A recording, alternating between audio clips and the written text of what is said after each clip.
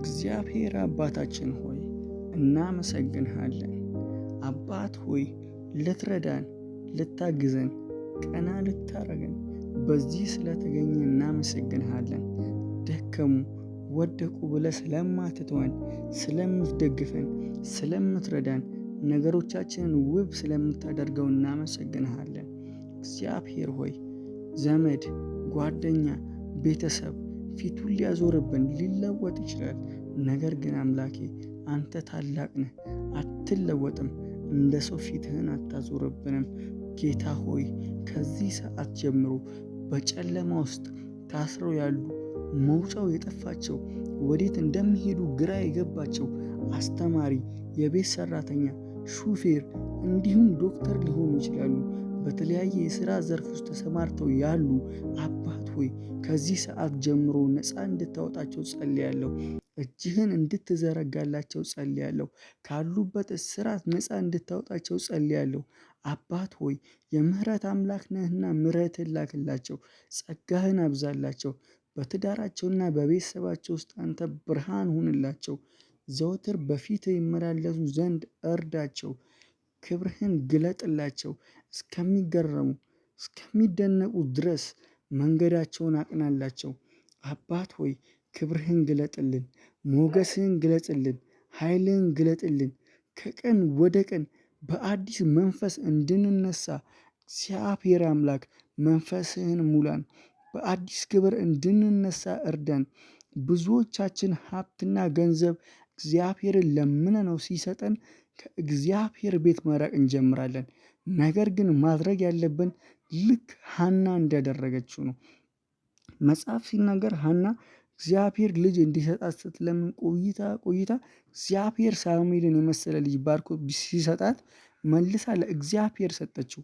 ወዳጆቼ ሐና የፈለገ እድሜ ልክ ትጸልይ እንጂ ከጸሎቷ በላይ እግዚአብሔር ይበልጥባት ነበር። እና ምን ልላችሁ ነው? እግዚአብሔርን የሆነ ነገር ጠይቃችሁ ሲሰጣችሁ መልሳችሁ ለእግዚአብሔር ክብር አሳልፋችሁ ስጡ። እርሱ ሁሉን አዋቂ አምላክ ነው። ስለኛ ኃጢአትና በደል አንድ ልጁን በመስቀል ላይ መስዋዕት አደረገው።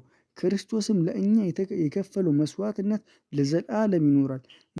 ምን መሰላችሁ? አብዛኞቻችሁ ኃጢአትን ስትሰሩ ንስሐ ከመግባት ይልቅ ከእግዚአብሔር ቤት ትርቃላችሁ። ልብ ካላችሁ መጽሐፍ ቅዱስ ላይ ዳዊት ምንም ያደርግ ምንም መውደቂያው መሸሸጊያው እግዚአብሔር ነበር። ለዛም ነው ዳዊት እግዚአብሔር ሆይ በራስህ እጅ ላይ እንደፈለግክ አድርገኝ፣ ለጠላቴ ግን አሳልፈህ አትስጠኝ አለው። አያችሁ፣ ኃጢአትን ሰርታችሁ ከመሸሽ ይልቅ እግዚአብሔር ፊት ውደቁ። እርሱ እንደ ሰው አይደለም፣ የምህረት አምላክ ነው። አባት ሆይ ከዚህ ሰዓት ጀምሮ እንደዚህ ብዬ ጸልያለሁ።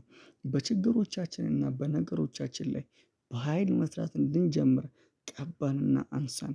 ልጆች ያላቸው ልጆቻቸው በጸጋና በቅባት እንዲያርጉ ከለላ ሽፋን ሁናቸው። ትዳርም ያላቸው ትዳራቸውን ባርክ።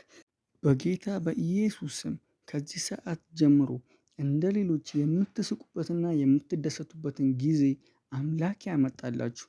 እግዚአብሔር ሆይ ከድንገተኛ ሞት፣ ከድንገተኛ አደጋ በኢየሱስ ክርስቶስ ደም ይሸፈኑ። ከክፉ ተጠበቁ። እግዚአብሔር አምላክ ጠላት ካስቀመጠው ወጥመድ ይታደጋችሁ። ልጆች ያላችሁ ልጆቻችሁ በሞገስ ይደጉ። ከዚህ ዓለም ጥፋት ይጠበቁ።